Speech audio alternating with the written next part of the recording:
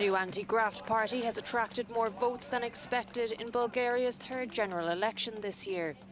We Continue the Change is led by two Harvard-educated former businessmen, Kirill Petkov and Arsen Vasilyev. The centrist party, created just a few months ago, is set up to come out top, narrowly beating the Conservative Party. But coalition talks will follow. Thank you very much for trusting us. We will put our heart and soul into starting Bulgaria on this new road, and we will do everything in our power for Bulgaria to have a regular government, a coalition government. There are so many problems that we need to solve, and we're aware of this responsibility. Three-time former Premier Boyko Borisov and his centre-right GERB party, who was Prime Minister until being ousted last April, appears to have suffered from the countless corruption scandals that marked more than 10 years in power.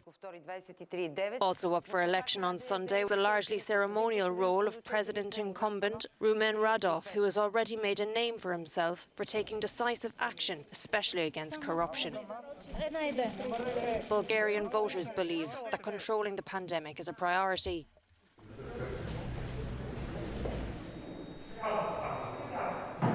The poor EU nation of 7 million people has struggled to raise the bloc's lowest vaccination rate against the coronavirus.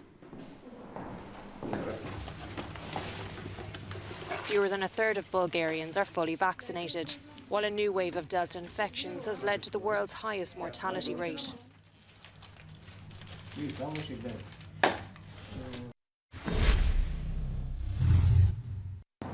The big conclusion of the day is that the so-called parties of the change who couldn't form a government after the elections in April and July have now been punished, probably for that.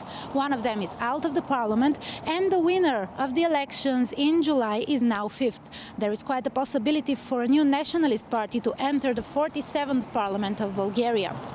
But will there be a regular government is very hard to predict now, so we have to wait a couple of weeks to know if they're going to have some conversation and make a coalition.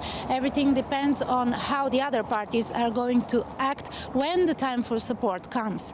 As for the elections for president, there will be a second round next Sunday because less than 50% of the people voted, but the current president, Rumen Radev, leads with a convincing result on the first round, so next Sunday we will know if he is going to be the new president.